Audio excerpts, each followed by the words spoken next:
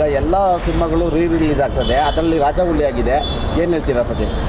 Bro ಎಲ್ಲಾರ್ದು release ಆಯಿತು, ನಮ್ದು ಆಗಿರಲಿಲ್ವ ಅಂತ ಬೇಜಾರಿತ್ತು. ಅದು ಇವತ್ತು ಆಗೋಯ್ತು, ಖುಷಿ ಆಗೋಯ್ತು. Okay. 11 ವರ್ಷದಿಂದ ನಾವು ಯಾಕೆ ಕ್ರೇಜ್ ನೋಡಿದ್ವಿ ಅದು ಇವತ್ತು ನೋಡ್ಬಿಟ್ವಿ. ಏಕೆಂದರೆ ನಮ್ಮ ಬಾಸು ಅವಾಗ ಏನು ಸಫರ್ ಪಟ್ಟಿದ್ರು, ಅವಾಗ ಬೆಳಿಬೇಕಾದಾಗ ಹೆಂಗಿದ್ರು ಅಂತ ನಮ್ಗೆ ನೋಡೋಕ್ಕೆ ಇವಾಗ ನಮಗೊಂದು ಆಪರ್ಚುನಿಟಿ ಸಿಕ್ತು, ಅದು ಖುಷಿ ಆಯಿತು. ಓಕೆ, ಈಗ ನೆಕ್ಸ್ಟು ಯಾವ ಮೂವಿ ನಿಮ್ಮ ಬಾಸ್ದು ಬರಬೇಕು ಅಂತ ಅಂದ್ಕೊಂಡಿದ್ದೀರಾ?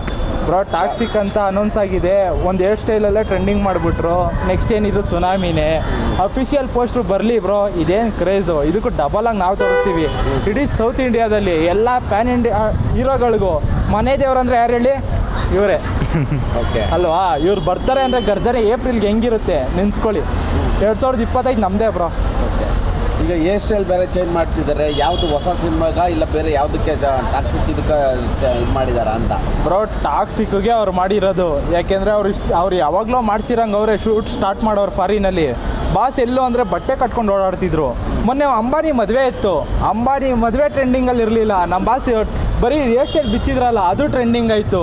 ಬಾಸ್ಗಿರೋ ಕ್ರೇಜ್ ಅಂತದ್ದು. ಅಂಬಾನಿ ಅಂತ ಕೇಳಿ ಮದುವೆ ಕರೆದಿರೋದು, ಗೋಲ್ಡ್ಗೆ ತಾನೇ ಗೋಲ್ಡ್ ಬೆಲೆ ಗೊತ್ತಿರೋದು, ಅದಕ್ಕೆ ಕರೆದಿರೋದು. ನಮ್ಮ ಬಾಸ್ ಯಾವತ್ತಿದ್ರು ಗೋಲ್ಡೇ. ಓಕೆ, ಹಾಂ.